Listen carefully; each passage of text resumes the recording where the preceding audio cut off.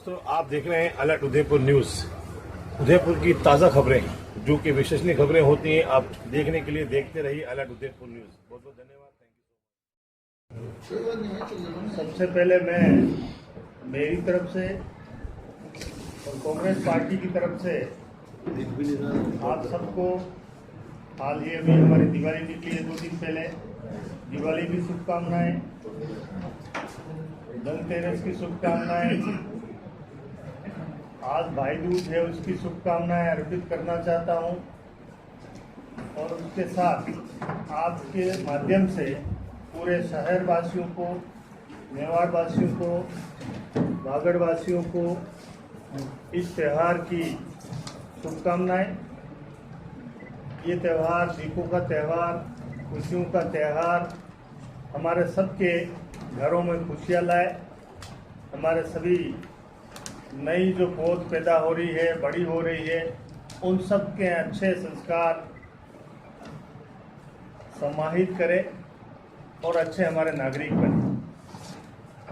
उसके साथ ही आज आप सबसे निवेदन करने का मेरा मुख्य उद्देश्य ये है कि अभी आने वाली 1 तारीख को, 1 नवंबर को हमारे देश के प्रधानमंत्री मानगढ़ धाम पे आ रहे हैं। यद्यपि उनका उद्देश्य राजनीतिक है, परंतु फिर भी हम देश के प्रधानमंत्री के नाते उनसे आग्रह करना चाहते हैं, मांग करना चाहते हैं कि जलियांवाला बाग से बड़ा कांड मानगढ़ धाम पे हुआ था, जहां 1,500 से ज़्यादा आदिवासियों को अंग्रेजों की गोलियों से खून दिए गए थे। ऐसे स्थिति में हम सभी मांग करते हैं, मेवाड़वासी और वागड़वासी, कि राजस्थान, गुजरात, मध्य प्रदेश का माना हुआ ये धाम है, इसको राष्ट्रीय स्मारक घोषित किया जाए। राजस्थान की सरकार ने, अशोक गहलोत जी की सरकार ने पिछले टेन्योर में और अभी काफ़ी कुछ वहाँ विकास का काम किया है। फिर भी हमारी सबकी आस्था ये है, क्योंकि बेणेश्वर और मानगढ़ धाम दोनों ही आदिवासियों के पवित्र स्थान माने जाते हैं। यहाँ पर राष्ट्रीय स्मारक घोषित करें ताकि इन तीनों राज्यों के आदिवासियों की आस्था है वो प्रबल भी होगी और हमारे शहीद जो हुए थे देश की आज़ादी के लिए, देश की एकता के लिए, समृद्धि के लिए, उन लोगों के प्रति सच्ची श्रद्धांजलि भी मैं मानूंगा। इसलिए आपके माध्यम से हमारी पुरजोर मांग है कि मानगढ़ धाम को 1 तारीख को नरेंद्र मोदी जी, हमारे देश के प्रधानमंत्री, मानगढ़ धाम को राष्ट्रीय स्मारक घोषित करके जावें। जैसा देश का वातावरण है कि जिस तरह से हमारे लोकतंत्र को कमज़ोर किया जा रहा है, हमारी जो संस्थाएं हैं, संवैधानिक संस्थाएं हैं, उनको किसी तरह से बाध्य किया जा रहा है कि वो स्वतंत्र रूप से काम नहीं करने दिया जा रहा उनको, और उनका मिसयूज किया जा रहा है, दुरुपयोग किया जा रहा है। ऐसी स्थिति में लोकतंत्र को जिंदा रखने के लिए, लोकतंत्र को मजबूत रखने के लिए ये नितांत आवश्यक है कि हमारी संवैधानिक संस्थाएं जो है उन स्वतंत्र रूप से उनको काम करने दिया जाए। चाहे हमारा चुनाव आयोग हो, चाहे हमारी ईडी हो, चाहे हमारी सीबीआई हो, चाहे अन्य संस्थाएं जो हैं, हमारे जुडिशरी को भी स्वतंत्र रूप से काम करने दिया जाए, ताकि लोगों की जो आस्था है वो आस्था भी बनी रहे और लोकतंत्र को जिंदा रखने में हम कामयाब रहें।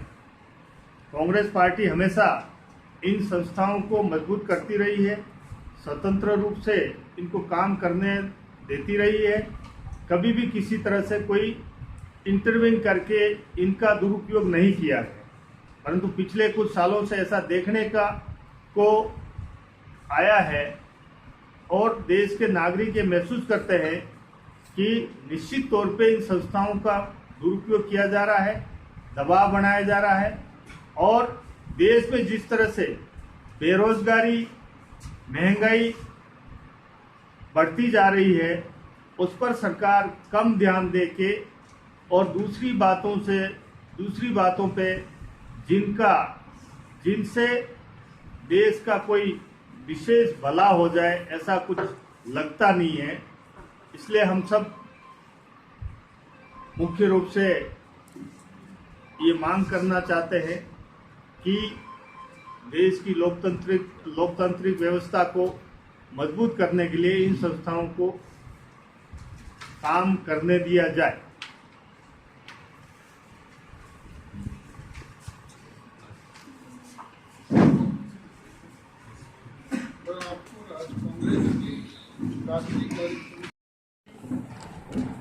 के बारे में जिस तरह से दुष्प्रचार किया जाता है कि गांधी परिवार अपने अलावा किसी को अध्यक्ष बनने नहीं देता है या सत्ता सौंपता नहीं है। गांधी परिवार ने हमेशा संगठन की बात हो चाहे सत्ता की बात हो, हमेशा दूसरे लोगों को मौका पहले दिया है। आप सब जान रहे हो जैसी 2009 में परिस्थितियां बनी थी, सोनिया गांधी जी चाहती तो वो देश का प्रधानमंत्री बन सकती थी, राहुल गांधी भी चाहते तो कुछ समय बाद वो भी बन सकते थे। परंतु इन लोगों ने हमेशा हमारे मनमोहन सिंह जी को प्रधानमंत्री बना के ये संदेश दिया कि देश के जो भी विद्वान लोग हैं, चाहे किसी भी धर्म के हों, किसी भी समाज के हों, वो इसका प्रतिनिधित्व करे, वो करके दिखाए। इसी तरह से अभी हाल ही 17 तारीख को जो चुनाव हुए हैं कांग्रेस पार्टी के, मतदान हुआ है, उसमें स्वतंत्र रूप से लोकतांत्रिक तरीके से फार्म भर के प्रचार प्रसार हुआ, मतदान हुआ और गिनती हुई। उसमें मल्लिकार्जुन खड़गे साहब जो दलित समाज से संबंध रखते हैं, साधारण एक परिवार से आए हैं, एक मजदूर के बेटे थे जो जमीन से उठ के वहाँ तक आए हैं, वो जीते और कल उनका पदभार ग्रहण हुआ और गांधी परिवार ने बेकायदा उनको सम्मानपूर्वक तरीके से ये अवसर प्रदान किया। स्वयं पूरा परिवार निष्पक्ष रहा। शशि थरूर जी और मल्लिकार्जुन खड़गे साहब ने अपने अपने तरीके से प्रचार करके ये चुनाव कराया। तो कांग्रेस पार्टी ने इस देश के सामने ये सबूत पेश किया कि लोकतंत्र कांग्रेस पार्टी में है। दूसरी कोई भी पार्टी ये इस तरह का लोकतांत्रिक व्यवस्था करके देश के लोगों को बतावे, और जहां भारतीय जनता पार्टी की बात करते हैं वो हमेशा सबसे ज़्यादा वो चिल्लाते हैं, परंतु उनका अध्यक्ष कब बना, कब हटा, कौन बढ़ेगा, कौन बना, ये किसी को पता नहीं चलता है और सिर्फ वन मैन शो चलता है वहाँ। आजकल तो 2 आदमी का शासन है। तो इसलिए कांग्रेस पार्टी लोकतांत्रिक संगठन है जिसके राष्ट्रीय अध्यक्ष सुभाष चंद्र बोस जैसे महान व्यक्ति रहे, महात्मा गांधी जैसे रहे, सरदार वल्लभ भाई पटेल रहे, चाहे हमारे कई ऐसे नेता रहे हैं जिन्होंने इस देश का नाम आगे बढ़ाया है और देश का नाम गौरवान्वित किया है। उस संस्था को हम सभी मानते हैं और लोकतांत्रिक संस्था है।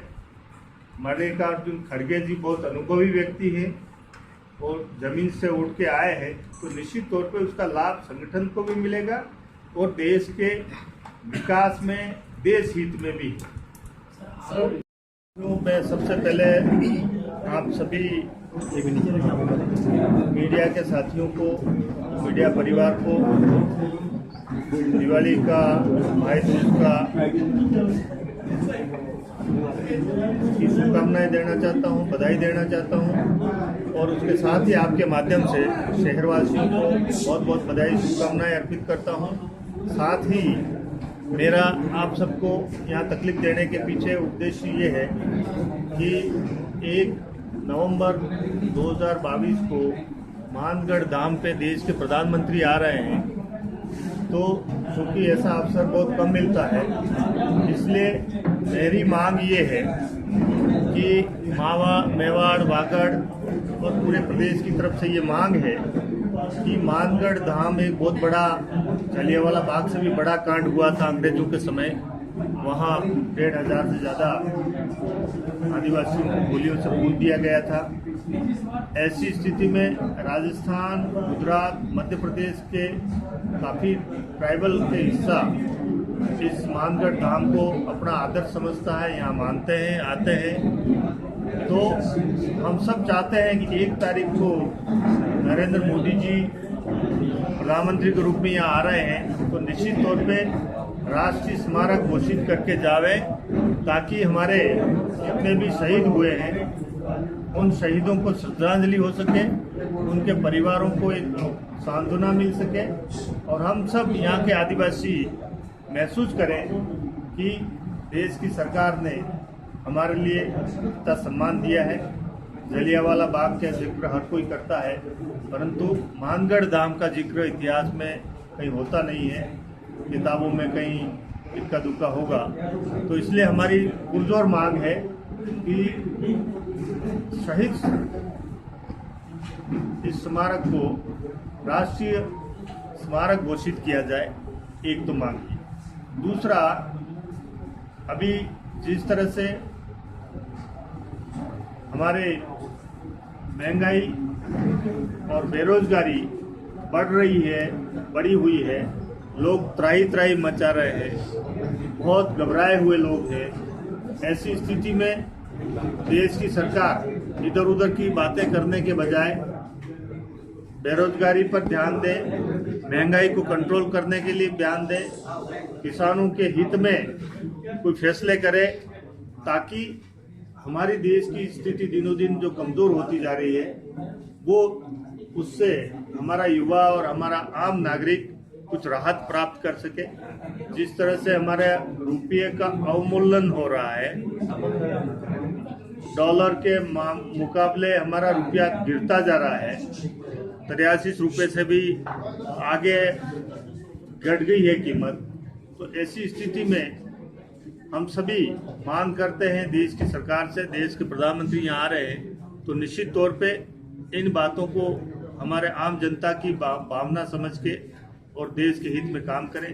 जिस तरह से लोकतंत्र को कमज़ोर किया जा रहा है, हमारी जो संस्थाएं हैं, जो संवैधानिक संस्थाएं हैं, उनका दुरुपयोग किया जा रहा है, लोकतंत्र में हमारे विपक्ष को डराया जा रहा है, विपक्ष के भूमिका निभाई नहीं दी जा रही है और ऐसा लग रहा है कि तानाशाही रूप से शासन चल रहा है। तो निश्चित तौर पे लोकतंत्र में चिंता का विषय है। तो हम सभी आशा करते हैं देश के प्रधानमंत्री जी से कि वो देश में अपील भी करें, जैसा हमारे मुख्यमंत्री जी बार बार कहते आए हैं कि देश के प्रधानमंत्री अपील करें, प्रेम भावना बनी रहे, इसके बारे में प्रयास करें। तो हम भी ये निवेदन करते हैं कि देश के प्रधानमंत्री अपील करके पूरे देश में शांति का वातावरण बनाने में अपना योगदान प्रदान करें। राजस्थान में जिस तरह की फूट है, हम देखें तो जितना भारतीय जनता पार्टी में सर फूट रहे हैं, उसके मुकाबले कम है। हमारे ठीक है, 2 धड़े हैं, सचिन पायलट जी का धड़ा और अशोक गहलोत जी का धड़ा। ये मानते हैं कि 2 खेमे हैं, परंतु बीजेपी में तो 6 मुख्यमंत्री, भावी मुख्यमंत्री बन के घूम रहे हैं और राजनीति में कोई भी दल हो, चाहे कोई भी पार्टी हो, चाहे कोई भी प्रदेश हो, राजनीति में छोटा मोटा मनमुटाव तो निश्चित तौर पे रहता है। हमारे पार्टी में इतना बड़ा कोई बिखराव नहीं है जिसको हम संभाल नहीं सकते। हमारे नए राष्ट्रीय अध्यक्ष जी खड़गे साहब बने हैं, बहुत जमीन के व्यक्ति, बहुत संजीदे व्यक्ति, और ब्लॉक के अध्यक्ष से शुरुआत की उन्होंने और राष्ट्र के अध्यक्ष बने हैं। तो निश्चित तौर पे उनका जो तजुर्बा, उनका अनुभव काम आएगा, और ये अगर छोटी मोटी कोई बात होगी तो उसको निश्चित तौर पे बदलाव हो रहा है कि जिस तरह संगठन में बदलाव हुआ सरकारों में या नहीं, अभी तो कोई बदलाव जैसी कोई स्थिति लगती नहीं है, और आगे आने वाले समय में सब ठीक हो जाएगा। बैठ के बात करेंगे।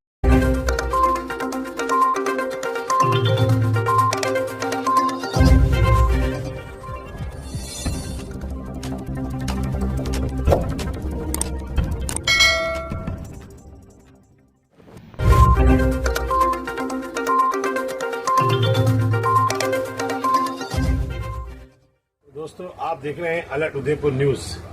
उदयपुर की ताज़ा खबरें, जो कि विश्वसनीय खबरें होती हैं, आप देखने के लिए देखते रहिए अलर्ट उदयपुर न्यूज।